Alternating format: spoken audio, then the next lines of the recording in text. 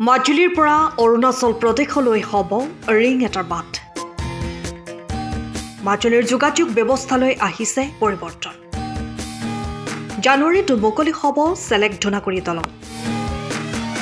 নতুন বছৰত মুখ্যমন্ত্ৰীয়ে মুকলি কৰিব খেৰকটীয়া নৈৰ ওপৰত বৰ্তমান 90% কাম সম্পূৰ্ণ কৰা চেলেক ধুনাকুৰি দলঙৰ। 2022 ডিচেম্বৰত মুখ্যমন্ত্ৰী ডক্টৰ হিমন্ত বিশ্ব শৰ্মাই আধাৰশিলা কৰিছিল এই দলংখনৰ। প্ৰায় 700 কোটি টকা ব্যয়েৰে নিৰ্মাণ কৰা এই দলঙৰ কাম এতিয়া যুদ্ধকালীন প্ৰস্তুতিত চলিছে। ইফালে সোৱণশিৰিৰ ওপৰত হ'ব লগা আনখন দলঙৰ কামো 60% চলি আছে। দুইখন দলং হ'লেই 1.5 ঘণ্টাতে মাজুলীৰ পৰা অৰুণাচল প্ৰদেশৰ মাজত যোগাযোগ সম্ভৱ হৈ পৰিব। নিৰ্মীয়মান দলঙৰ কাম পৰিদৰ্শন কৰিছে বিধায়ক ভুৱন গামে। সতীৰ্থক লগত লৈ দলঙত খোজকাঢ়িছে বিধায়কগৰাকীয়ে। 90% মোটামুটি কাম সম্পূৰ্ণ হৈছে। এই কাম বোধহয় ডিচেম্বৰ মাহত সম্পূৰ্ণ হ'ব। সম্পূৰ্ণ হৈ ৰাইজক অপাৰ কৰি দিব আমাৰ মাননীয় মুখ্যমন্ত্ৰী ডাঙৰীয়াই।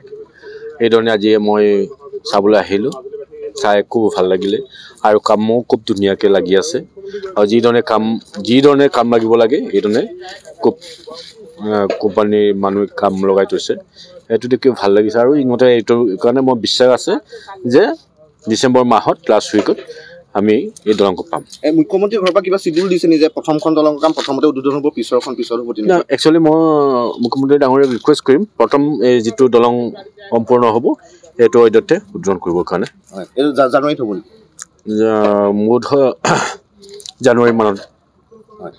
চেলেক ধুনাকুৰি দলঙৰ যি কাম আৰম্ভ হৈ আছিল, বহু প্ৰত্যাশিত মাজুলীবাসী ৰাইজৰ সপোনৰ এই দলংখন আমি হয়তো জানুৱাৰী মাহৰ ভিতৰত আমাৰ জনপ্ৰিয় মুখ্যমন্ত্ৰী মহোদয়ে উদ্বোধন কৰি দিব পাৰিব।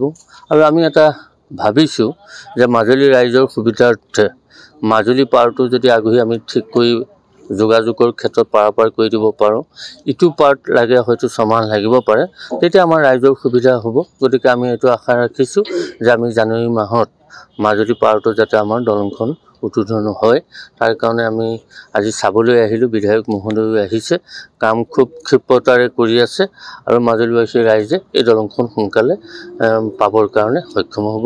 অসম চৰকাৰক ধন্যবাদ জনাইছোঁ আৰু আমাৰ জনপ্ৰিয় বিধায়ক মহোদয়েও এই ক্ষেত্ৰত দলংখনৰ নিৰ্মাণৰ ক্ষেত্ৰত আহি যি বুজ লৈ আছে, মাজে মাজে জিলা প্ৰশাসন হওক বিধায়কে কামৰ বুজ লৈ আছে আৰু মই ভাবিছোঁ সঠিক সময়তে আমি দলংখন পাবলৈ সক্ষম হ'ম আৰু বহুদিনীয়া এটা সমস্যা সমাধান হ'ব।